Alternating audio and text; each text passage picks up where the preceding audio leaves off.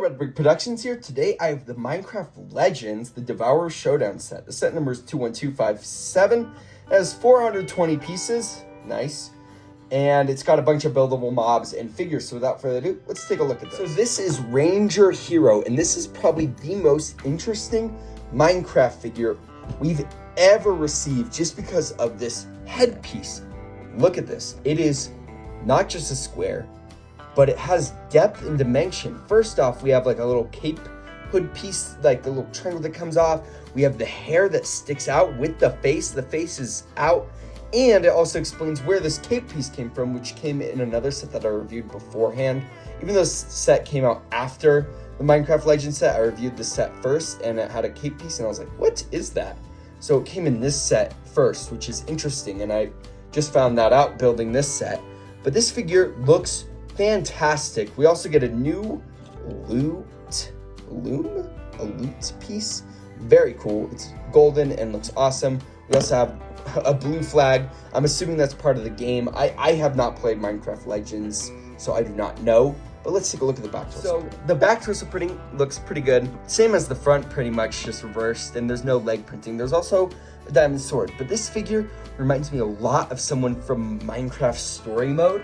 Now, that's some Lego sets Lego should make. I would love to get those characters in Lego form. I loved Minecraft Story Mode as a kid, but I can't remember her name at the moment. But I'll put a picture of her on the screen if I remember. But she just looks like someone from Minecraft Story Mode, so those would be some awesome sets to get. But now let's take a look at the other. Is a skeleton in Minecraft Dungeons or Minecraft Legends, and this looks like a villager. I mean, they used the villager head, but it's like a villager skeleton almost. It actually looks kind of cursed without the helmet. I think I'm gonna put that back on. But yeah, this is just a skeleton with a villager head, a new villager head. Now they have a picture of the skeleton, what it's trying to represent on the front of the box. And I think they did an okay job with it. It's not the best. I think the eyes needed to be lower, honestly. Like the printing for the eyes needs to be lower, but then they wouldn't be up in the helmet. I don't know. You'll see it when I show the box, or I can put a picture up, but I don't think they did a bad interpretation with the pieces that they have and no new pieces. Like, I think it looks pretty good. And then we get this cobblestone golem. This is the cutest thing I have ever seen. Oh, I love this build. I love this build so much. I love the little arms that are articulatable, with the tiny little legs, the little nose. We have the recoloring. I think that's a new color for that print. We've gotten it in white before, but never in gray. This is the cutest thing ever. I wish we got the copper golem because this is so cute. And oh my god, I love this so much. This is my favorite thing in the set, for sure. Wrapping up the good guys, which I believe is the good guys, is the big beaked bird. This is incredible. This uses a lot of colorful pieces, a new print for the eye, which looks really good and probably useful for other things. But this just reminds me of Kevin from Up. Like, this is great. I actually really like how this turned out. A lot of articulation. The tail can move up and down. Of course, the wings can move out. You have a spot for the hero to sit. And then, of course, we got the feet that can move. They're really posable. Like, they're not the best posing feet, but they do work well, and it does stand up with them. See, the minifigure can stand up with them. For the bad guys, here we have a Blaze Runt, which uses a new head mold, which you might think is from the Piglin head mold. But here I have a Piglin, and you can see it's got a different snout shape, and the head is much smaller, more rectangular, where the Piglin head is a little more square. This is pretty cool looking. I like the torso print, and of course it looks like he's holding a blaze rod, and yeah, I think this figure just works really well, and I really like how it turned out. But yeah, now let's take a look at the big build. This is it. This is the Devourer, and he is awesome looking. It's gross, it's got warts, it's disgusting, and I love it. This is so cool. I always like these Minecraft builds because they're fresh and they're new, and they're not like the other sets where we get this crazy buildable action figure. Now, there are a ton of play features in this set, believe it or not, but I think I want to take a look at the details. First off, this is basically a 1x2 grill tile piece in light tan battle pack. There are so many of those pieces in this set, and that is awesome. I love the little overhang on the arms. It kind of makes it look like he's dragging his knuckles a bit. The waist cape looks good. You do have a lot of action features, and the back doesn't look the best. I wish it was a little more tiled off, at least the arms, you know, but that's okay. And then, of course, we go back to the front, and it, again, looks disgusting. I mean, look at that face. We got some new prints for the snout and the eyes, which look great. We got some tusks, and, of course, the legs are articulatable. You do have these waist capes, which can be lifted up. If you lift them up too far, you can kind of see too much of the skinny legs, but, of course, they're meant to kind of cover that a little bit, and I think that works well. And you can get him kind of walking and posing. He has big feet, so you know you can get him in these crazy poses where he's like stomping around and stuff. Again, it's still really posable, even though it just fell right there. You know, you can get a ton of different poses and stuff if you get him right. It's a pretty stable build. I might put him in some poses later, but I do want to show you some interesting things that I found, such as this little ear building technique, which was so clever, and I would have never thought about that. But Lego put just this one clear stud right there, which stops the ears from falling off, because I'm going to remove that. If I were to attach the ear without the stud and I were to press too hard down on them, they would pop off. But by providing a stud, just a clear one inside the ear, now I can't push down on those ears and have them pop off. Awesome job on that, Lego. Like, actually, what an incredible thing. So small, yet just made this set so much better and for play. Now, one of the play features is in the back. You have this little action feature with red. Again, not the best looking thing, kind of sticks out, but if you press that, you will see some slime just shot out. I have the extra slime right here. There's two in the set. It kind of looks like the egg splat piece. We've gotten this a couple of times.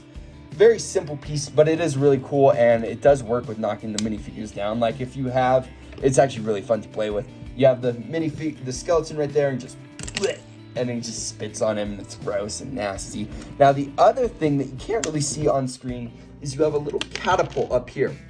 You can't really see it right now, but it launches with this green brick right there. You know, just boom.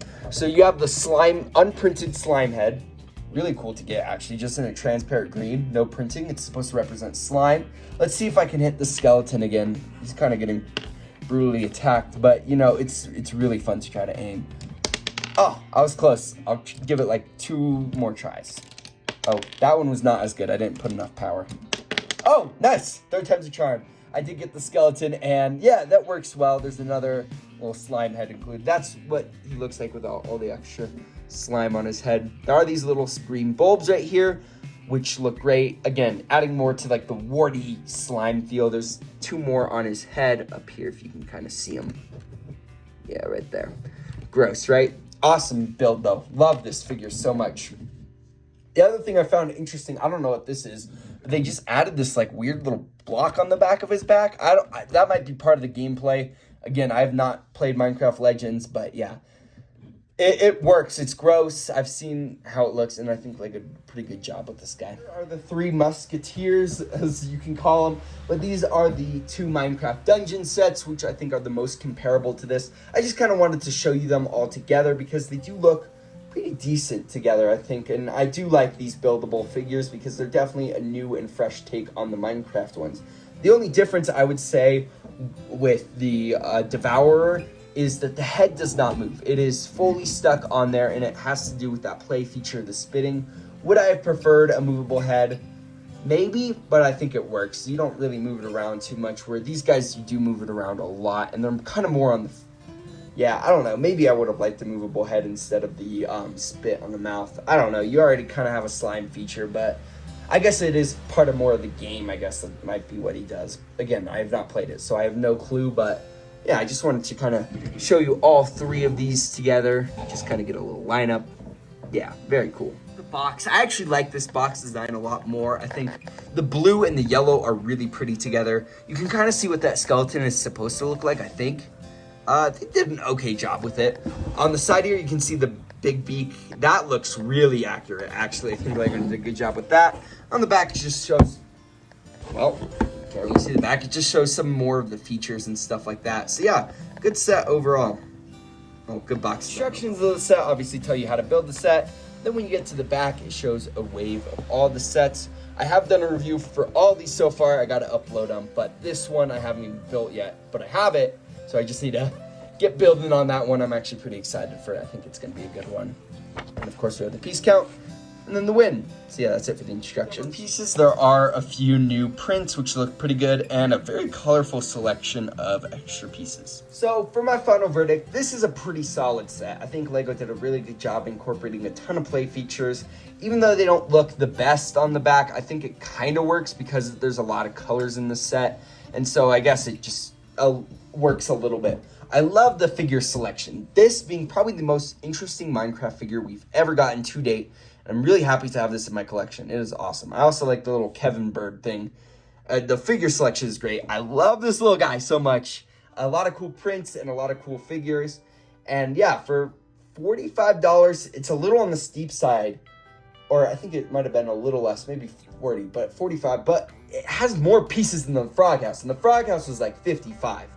So clearly this has a better deal. I don't know. I feel like this definitely has more stuff and it feels like a lot more. I would like to see this at 35, I think 40. You know, it's still a little overpriced, but not as overpriced as the Frog House again, like I was saying. Now, I do want to point out something. I'm a new Legend of Zelda fan. Like, I just started playing Breath of the Wild when I got my Switch a year ago. And this build right here reminds me a lot of a Bokoblin. I can't tell you why, or, shoot, what are the...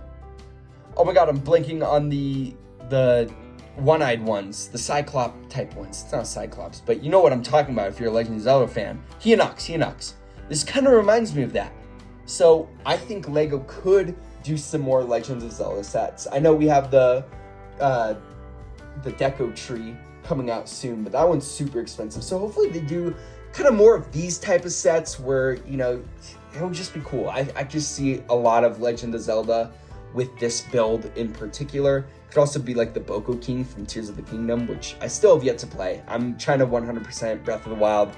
I just found all 900 Korok seeds, so we're pushing through. But yeah, this is a great build. Great stuff. I think it's just slightly overpriced, but these are fun and they're fresh and we get really cool figures and pieces and prints. So yeah, overall, I would give this like an 8 out of 10. I do think it's overpriced, but that's the only thing that's holding me back. It's also not for everyone, which totally makes sense, but I personally like this set a lot. So yeah, that's it for this video. If you like this video, please consider liking and subscribing. I'd like to hear your guys' thoughts in the comments below. Thank you guys so much for watching, and I'll see you in my next video. Peace out. Bye.